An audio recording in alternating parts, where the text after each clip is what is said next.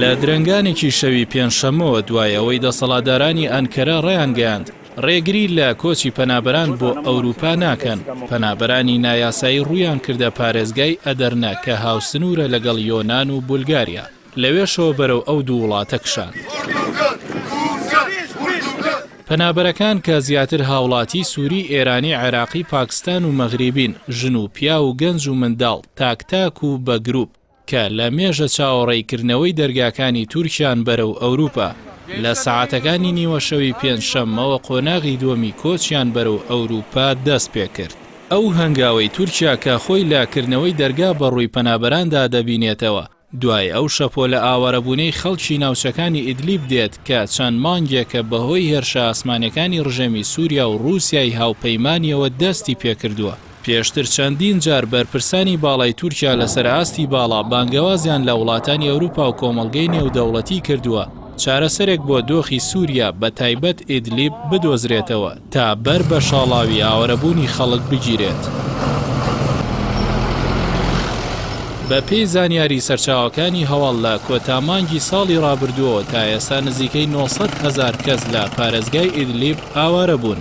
ئاژانسەکانی هەواڵ بڵاویان کردەوە ژمارەیەکی بەرچاو لە پەنابەران بە مەبەستی پەڕینەوە بۆ دوورگەکانی یۆنانەوە و لەوێشەوە بەرە وڵاتانی خۆرئاوای ئەوروپا گەیشتوونەتە کەناراوەکانی دەریای ئیجەی باکووری خۆر ئاوای تورکیا.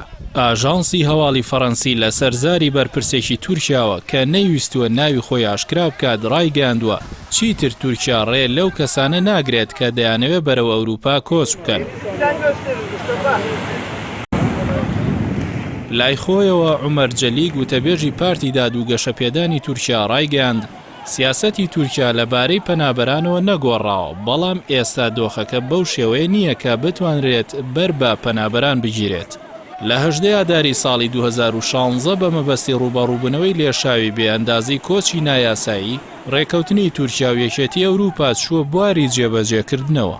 بە پێی ئەو ڕێکەوتنە پێویستە تورکیا ڕێگری لە شاڵاوی کۆچی پەنابەران بۆ ئەوروپا بکات. لە بەرامبەریشدا وڵاتانی ئەوروپا چەند پابەندیەکی دارایی و سیاسی و گفتوگۆی چوونی تورکیا بۆ نێو کوتلەی یەکێتی ئەوروپای لە ئەستۆیە.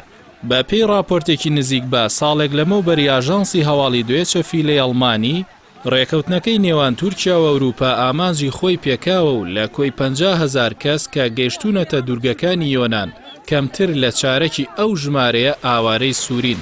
زۆرینەی ئەو هاوڵاتیانەی سووریاشکا لە تورکیا دەژین لە سەدا 99 هیچ پاڵنەر و هاندەرێکیان بۆ ڕووکردنە ئەوروپا نییە.